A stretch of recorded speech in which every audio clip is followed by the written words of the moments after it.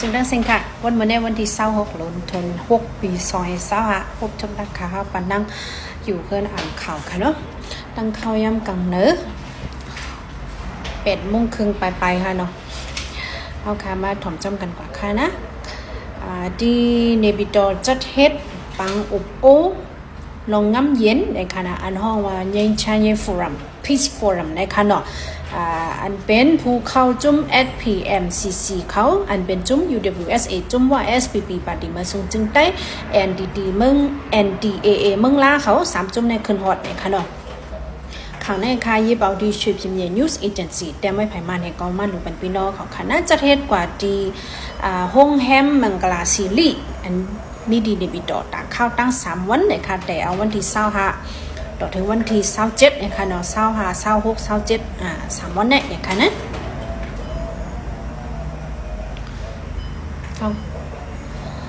จุ้มตั้งตัวว่า UWSA อุญยันนะคะเนาะตั้งตัวจุ้ม SPP ปฏิมาส่งจึงใต้ซ้ำเป็นเจ้าหนอเล็กนะคะก็ขึ้นฮอตเนาะตั้งตัวจุ้ม NDAA ตักเมืองล้าซ้ำเป็นอุชิสวยนะคะนะเขา3จุ้มขึ้นฮอตเลยนั่นก็อันลงลายมือไว้ในจุ้ม NCA เขาคณะจุ้ม PNLA ปโอคณะโปโมจีคุณโอกาสนะคะเนาะยังก็มี TKPA เจ้าสิงวินซอสิงวินนะคะยังก็มีทางจุ้มมอนคณะ NMSP นายเอามาเงี้นะคะยังก็มีทางจุ้มลาหูคณะจัสโซลมอนนะคะนะยังก็มีทาง KNU เขาซอจอยุ่นนะคะเนาะหลายจุ้มหลายเจออันลงลายมือ NCA ไว้เจอในคืนฮอดตั้งน้ำเนี่ยค่ะเลยนั่นอำก้าในคณะอันเป็นเจ้าป้ายเปียงยาตาดีคมสั่งลองง่ำเย็นกว่าเมื่อนะอันเป็นเจ้าป้ายเปียงยาลุงเมืองแขมาลุงเมืองไทยมารัสเซียอินเดียเจ้าในก็ขึ้นฮอตในคณะเมื่อตอนเจ้าในกลางในเจ้าในก็จำซึ่งลมไม่อย่างไรขึ้นฮอตบอกลัดข้อความว่าเห็นนั่นก็กลางใน10 โมงออกข้าวดังกว่าที่เมืองเบลารุสในเมื่อว่าคันลูกว่าเจ้านั้นคณะย่าเมื่อแล้วในก็ตึกสึกโอ้กันค่ะเนาะดีเมืองนี่ปิดตกไว้ในมาเดออกมาสังเฮาค่ะจอมไปถ่อมจอมกันค่ะนะเหลือเส้นได้ก็มีมาแทงข่าวคิดดิมีระดังไว้ว่ามือคำว่าเนี่ยค่ะเข้ายาม11:30เนี่ยค่ะนะของสีซึ่งมันเอาเฮอวินมาปล่อยมากกว่าที่เว้งเมืองกุดเติงเว้งเหลือเนี่ยค่ะหิมจ้องหมุนเจ้าองค์แก๊งเนี่ยค่ะเนาะเฮก็เฮ็ดให้มีคนบาดเจ็บกว่า3เกาะเฮือนเยได้ลูกก๋วยตั้งน้ำเนี่ยค่ะตาหลังนึงได้ก็แล้วเพี้ยวกว่าอำกึดหรือสังเนี่ยค่ะเนาะเฮือนเยลูกก๋วยกว่าตั้งน้ำสิมก้าจ้องหมุนเจ้าอันห้องว่าองค์ไก่เนี่ยก็ลูกแล้วป้าเนี่ยค่ะนะคน3ก้อนได้แต่ก็มันเป็นจักหมักมาพงสะแลอำไรไม่เจอเนี่ยค่ะได้ก็โหนึงค่ะนะว่าเห็นนั่นก็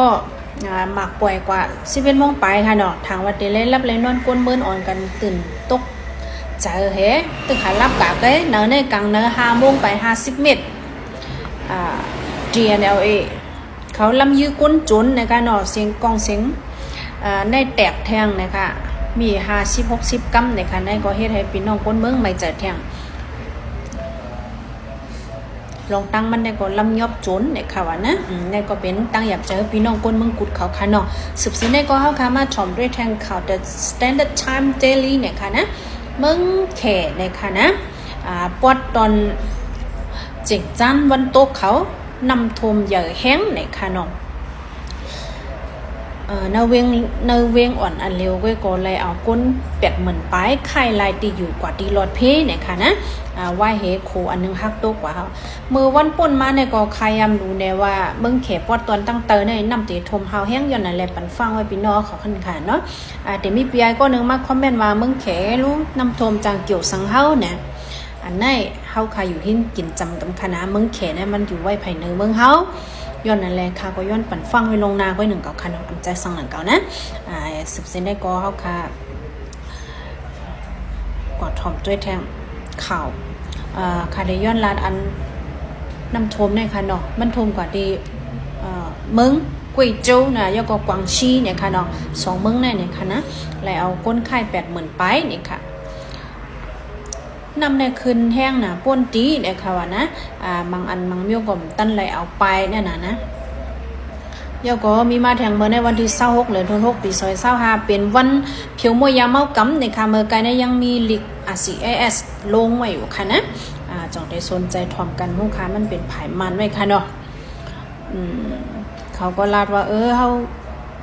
เฮ็ดมาการเพียวมวยยาเมากำในหือหนาเย้านั่นน่ะนะเพียวมวยไรจึงหือวันที่แล้วกวนมันยอบไรจึงหือเนี่ยโหย้อยมันก็เข้ากว่าอ่านไรเนอะสื่อข่าวเขาใต้รถแล้วแหละค่ะนะย้อนเพราะว่ามันจะการวันการเมืองอะไรค่ะเดี๋ยวเอามารู้ว่ามันนำหนาค่ะเนาะมันได้เอาเข้าย่ำค่ะนำหนานะมันเขาจัดเฮ็ด